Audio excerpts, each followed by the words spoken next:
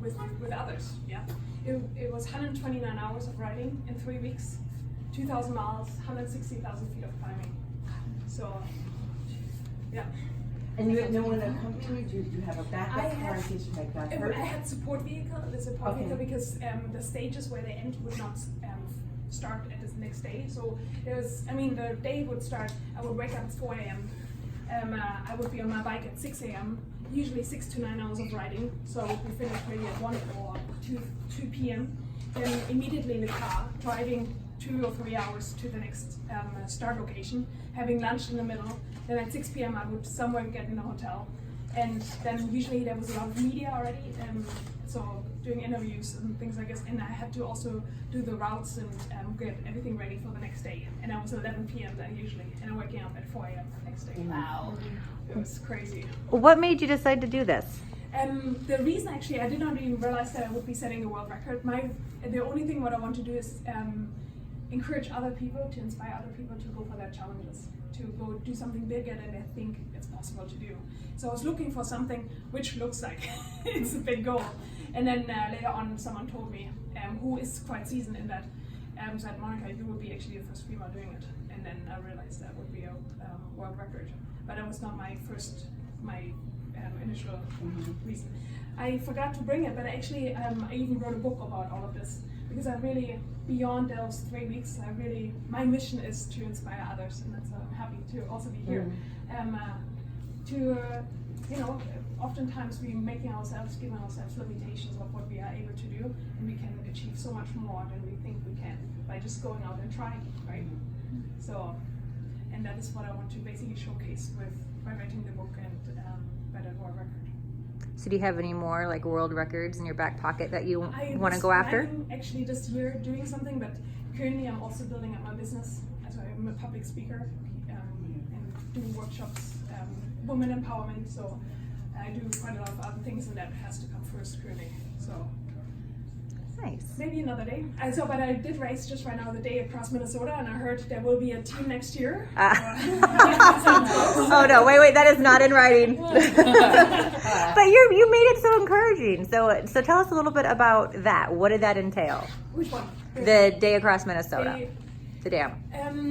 So it's 240 miles. It starts from Gary, South Dakota, and crosses Minnesota to Hagerstown, Wisconsin. 240 miles on gravel. It starts at midnight on Friday night, and you're basically getting cue sheets, and you're following the cue sheets until you're in Hagerstown. So 300 people signed up, 257 people showed up, and 117 finished. Oh my goodness. Yeah, there are 4 checkpoints 3 checkpoints plus the finish.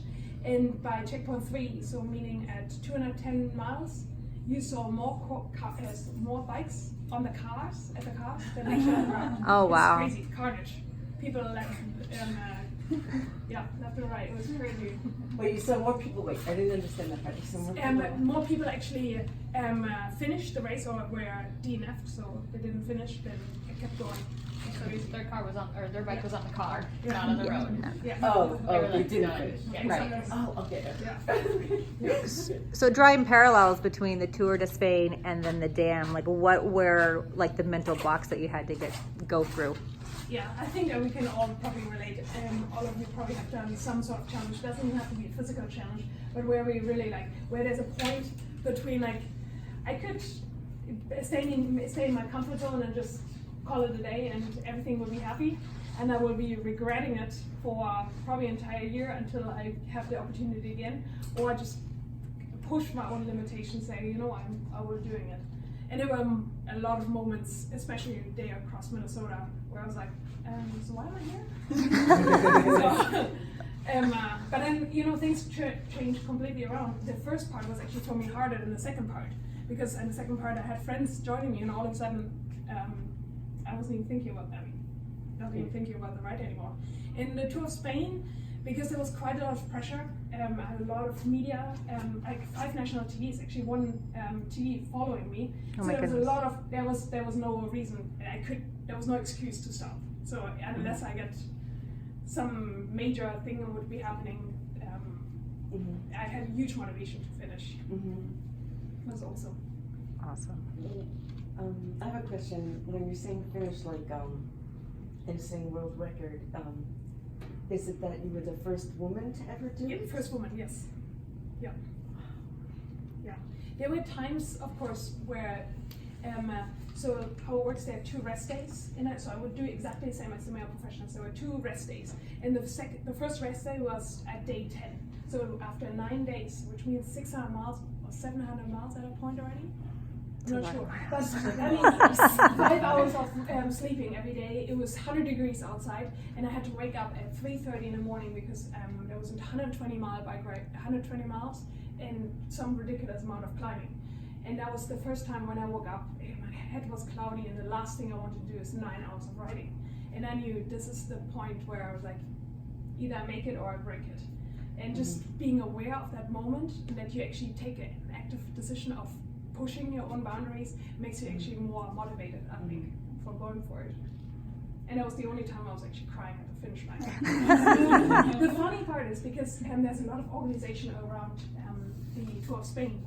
There's always the police there. So I have accreditation. I was the only person who had actually accreditation to get through the finish line because they set up the finish line for all the pros. But I showed up there already 4 hours beforehand, and I always wanted to cross them. In the beginning, the police like, no, and then I saw the accreditation, and I'm like, okay, day 4, like, Monika, come on. It was really cool because all the police, like all the organization, all of a sudden we became friends, and it became really like a great community and supporting ourselves. One day, I finished quite early because I started early, and he like, you're a little early to what's going on. So he knew my schedule, which is really cool.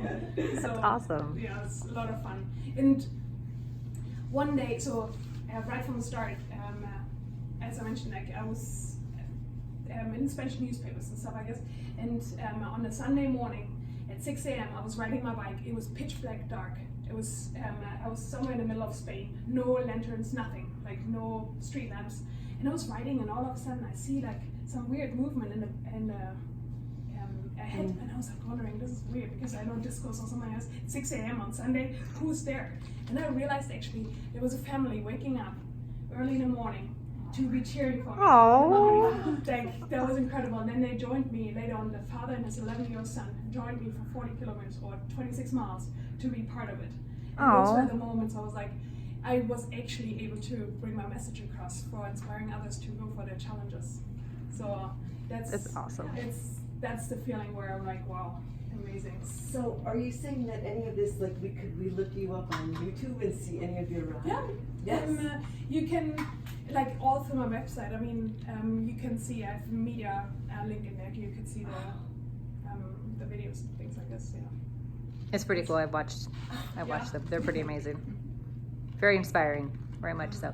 And then for the day across Minnesota, you finished that in 18 hours, and you did not 1809, sleep. Yeah. 1809. No sleeping. And you ate on the bike. You ate at your rest stops. And did you have support for that one? I don't. No, there's no support. So they call it support team, but the support team only can support you at the checkpoints. So so it's 240, mile 60, 120. So every 60 miles. Yeah. Right. So, yeah, I can't count either. I'm very extreme in that sense. I barely eat actually on the bike except when I'm stopping, and then I eat like entire pizza. And she did have So pizza that that's day. all I it was. remember. How was the pizza at 4 a.m.? Actually, we Yeah. picked up with you. Yep. Yes, so, and I actually went home and I ate already partially of the pizza, and I was like, nah, I probably won't take it. And I was like, I'd take it with me anyway. And then, man, I had my 120. Whatever. Oh, So yeah, it's random food. I like real food, so I take real food with me because even like in the Tour of Spain, I ate 2 gels for the entire ride. I ate like tortillas or like the very Spanish food. So sandwiches are way better than all the sugar stuff. Especially Makes because sense. I mean 3 weeks, if you're eating too much sugar, I don't know, digestive issues and stomach is pretty bad. And also immune system is pretty low at that point. Because you have to stay healthy. Like if you wake up and you have a cough, you just push through. And that actually happened. So especially the last week, there were, I'm not sure if you have it here, there were pitches 24%. Oh. Incline, 24. It was so steep that my front wheel came off. It was Oh my- that steep. Like I was actually afraid of falling down a mountain. Oh my gosh. So at that point, you either like 100% or you forget it, getting actually up there. And there was one day I woke up and I could feel like I'm getting the flu. And it was just a matter of like, when am I getting sick? But I'm hoping like afterwards. And I basically bought half the pharmacy, just making sure that I can get through it. I was then also sick afterwards, but at least that I would make it. Because funny enough, that same day, one of the professionals had got the flu, and he had to quit the tour of Spain because you're not making it if you get a flu. Yeah. Mm-hmm. Yeah. Well, and men and colds, we all know the man cold. They just can't tough it out like women can. Yeah. Well, that's awesome. Are there any more questions? May I just? Yes. The one other reason I usually don't say it too much, but I'm especially with those types of rides, I want to inspire especially women to go on bike rides and to get more women in the community. I've lived now in 5 countries and I've done over probably 120 group rides. I'm usually the only female on my group rides. And seeing just everyone here riding, that's awesome. In the tour of Spain, actually, I was able to get women groups, and this was so amazing. There were groups who came 200 miles away from the other side of Spain just to join for one stage for the ride. So I know that there are a lot of women actually out there and who want to ride a bike, and I guess all of us are ambassadors to get more women on bikes.